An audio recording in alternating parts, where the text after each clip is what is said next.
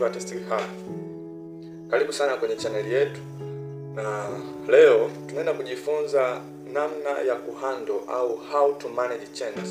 Ni namna gani ambavyo tunaweza kucontrol mabadiliko. Kwa hiyo leo katika channel yetu tunaenda kujifunza namna ya kuhandle au ya kumanage mabadiliko katika maisha yetu, na change in general, how it affect our life, namna inavyo affect maisha yetu na namna ambavyo tunaweza kuitumia ili tuweze kufanikiwa katika kitu tunachokifanya. Na moja ya changamoto kubwa sana kwenye maisha au kwa vijana au kwa watu wote ni kuwa na mabadiliko. Na katika maisha kuna mabadiliko kila siku, kuna mabadiliko kila wakati, na hata ulimwengu au dunia ilivyoumbwa imeumbwa kwa ajili ya mabadiliko au kwa lengo la kuwepo mabadiliko. Kwa hiyo mabadiliko ni moja ya kitu ambacho huwezi kukiepuka. Kwa hiyo nawakaribisha nyote kwenye channel yetu. Kama haujasubscribe, unaweza ukasubscribe ili tuweze kuendelea sambamba na uweze kureceive podcast zetu zingine zitakazokuwa zinakuwa posted na kadhalika. Kwa hiyo leo tunaenda kujifunza namna ya kuhandle mabadiliko katika maisha yetu.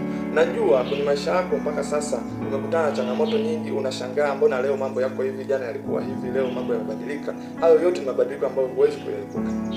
Kwa hiyo kitu cha kwanza ambacho unatakiwa kujua kwenye mabadiliko ni kwamba mabadiliko ni kitu ambacho kiko hakizuiliki. Tunasema kwa Kiingereza it is inevitable, it is uncontrollable.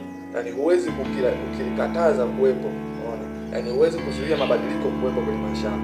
Lakini unatakiwa tu kuyaharmonize au kuitumia kama fursa. Mabadiliko ni fursa.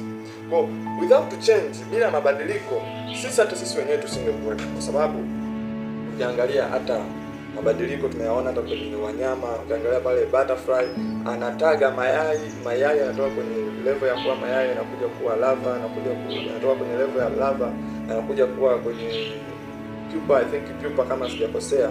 Sasa ikitoka pupa, before pupa kuna kitu kinaitwa nymph na hisi ndo duduasha yule.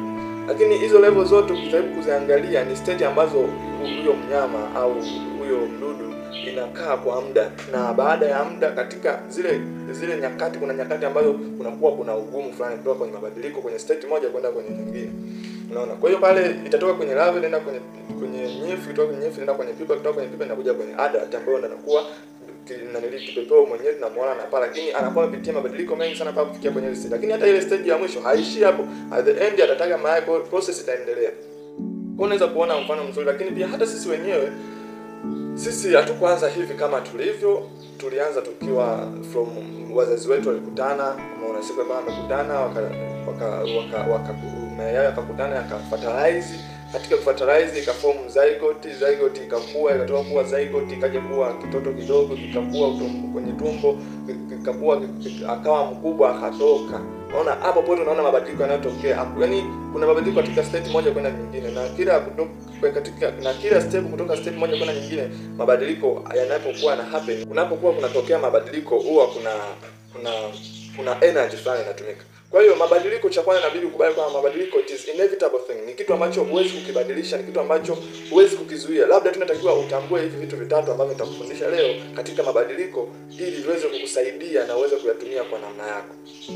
Kwa hiyo huo ndio introduction ya channel ya podcast yetu, lakini sasa niruhusu niweze kuendelea na kipindi chote kuanzia mwanzo, tujifunze namna gani tunaweza tukahandle, how can we manage change in our life.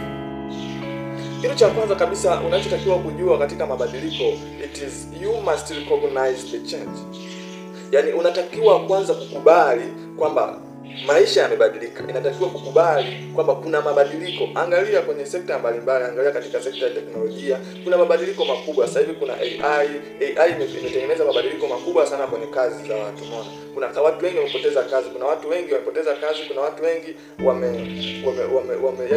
kuna mabadiliko makubwa sana. Hata mwenyewe unaweza kaangalia mitandaoni, unaweza kaangalia kwenye maisha ya kawaida.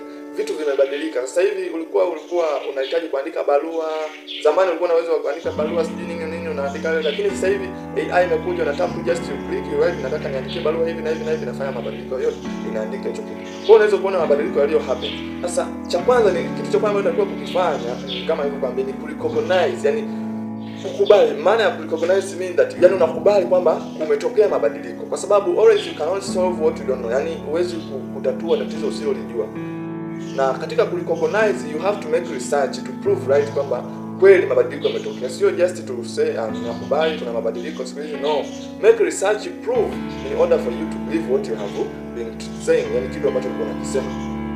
Kwa hiyo mabadiliko inabidi ukubali kwamba kuna mabadiliko, maisha mabadilika. Vijana wengi unakuta changamoto, unakuta ametoka shule, anakuja nyumbani lakini bado anaishi maisha kama yuko shule.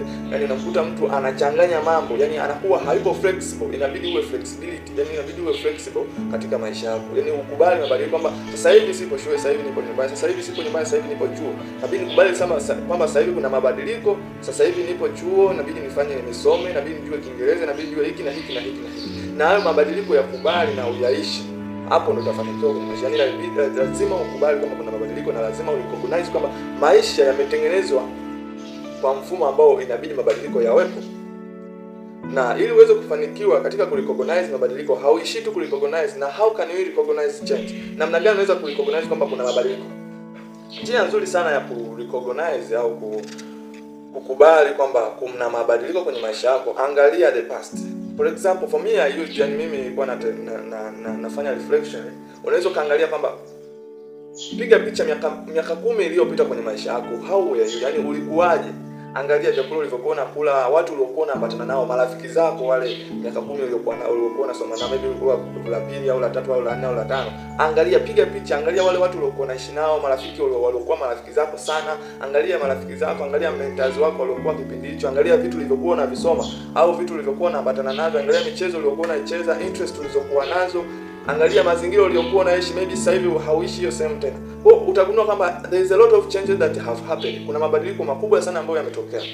Hiyo recognition itakuwa ni sababu kubwa sana wewe inabidi ukubali kwamba kuna mabadiliko na uanze kuishi kwa namna ambayo itakusaidia. Katika kurecognize change, hiyo inakusaidia sana kukupa brief na kuanza kuishi kwa namna ambayo inakusaidia baadaye kwa kwanza kufuata step inayofuata. Kwa hiyo ni level ya kwanza ambayo watu wengi tuna recognize change. Utagundua kama hata physically ulikuwa mdogo lakini sasa hivi una mwili mkubwa, umeshakuwa mtu mzima, wengine ushaota hadi ndevu. Yani kuna vitu vingi utagundua kama kuna mabadiliko kwenye maisha yako. Umeona? Kwa hiyo hiyo ni step ya kwanza ambayo ni hatua moja ambayo watu wengi wanaishia hapo, lakini hatua nyingine huaga hawafiki. Hatua ya kwanza, kila mtu hapa naamini huwa ana recognize change, huwa anakubali kwamba kuna mabadiliko kwenye maisha yake, kuna mabadiliko kwenye upande wa wazazi wake. Yani kuna vitu vingi ambavyo vina happen kila siku. Kwa hiyo unatakiwa kurecognize, hiyo ni step ya kwanza kabisa kabla hujafanya kitu chochote. Kwa sababu kama wewe hautokubali kwamba kuna mabadiliko, basi wewe utaendelea kuishi kama mtu wa zamani, utaendelea kuishi katika nyakati za zamani bila kubadilika. Na hiyo itakuathiri sana na ni ngumu sana kufanikiwa kupitia hicho kitu. Kwa hiyo kitu cha pili ambacho unatakiwa kukijua katika mabadiliko au how to manage change, namna ya kucontrol au kuhandle mabadiliko, ni anticipate change. How can we anticipate change? Au maana ya anticipate change ni nini? Yani anticipate change ni kama expect change, yani kutegemea mabadiliko.